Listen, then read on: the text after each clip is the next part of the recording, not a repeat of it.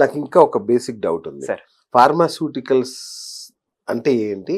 Nutraceuticals అంటే ఏంటి? Pharmaceuticals అంటే మెడిసిన్స్, అవును, టాబ్లెట్స్, క్యాప్సిల్స్, అవును, సిరప్స్, అవును. ఇంజెక్షన్స్, ఇవన్నీ ఫార్మాస్యూటికల్స్. ఆ, దీస్ ఆర్ మ్యాండేటరీ ప్రిస్క్రైబ్డ్. అవును, మీరు ఒక డాక్టర్ దగ్గరికి వెళ్ళి రాసి ఇచ్చేది ఫార్మాస్యూటికల్స్. అవును, ఇప్పుడు మీరు నార్మల్గా మీరు ఎండలోకి వెళ్ళట్లేరు, అవును, మీరు ఏమనుకుంటారు, విటమిన్ డి తగ్గిపోయింది అనుకుంటారు.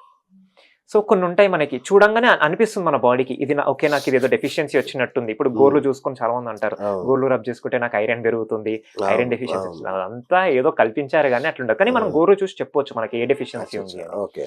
సో ఐరన్ డెఫిషియన్సీ ఉన్నప్పుడు మీరు ఏమంటారు, ఐరన్ తీసుకుంటే సరిపోతుంది కదా. అప్పుడు ఏమనుకుంటారు, ఫుడ్లు ఎత్తుక్కుంటారు ఇమీడియట్ గా. అవును, స్పినాచ్ తిననా, ఆ కూర తిననా, ఈ కూర తింటే కరెక్ట్. నాకు ఐరన్ వచ్చేస్తుంది అనుకుంటారు. అట్లా తిన్నా మీకు అబ్జార్ప్షన్ రేట్ అనేది చాలా తక్కువ బాడీకి. Okay, okay. Because once it digest అది ఎలిమినేట్ చేస్తుంది ఓహో. Most of the percentage. Um, అలా కాకుండా ఈ లైపోజోమ్స్ తో మిక్స్ అయ్యా అనుకోండి, మీకు వేస్టేజ్ అనేది రాదు. ఓకే. సో ఇప్పుడు ఏదైతే మీరు ఫుడ్ లో ఎత్తుక్కుంటున్నారో దోస్ ఆర్ న్యూట్రాసిటికల్స్. అది ఫుడ్ లో కాకుండా బయట నుంచి తీసుకుంటే సో న్యూట్రాసిటికల్స్. సప్లిమెంట్ రూపంలో ఇస్తారు Yes. మీరు, అట్లా ఇవ్వడమే న్యూట్రాస్యూటికల్స్. న్యూట్రాసిటికల్స్. ఓ సూపర్ సూపర్.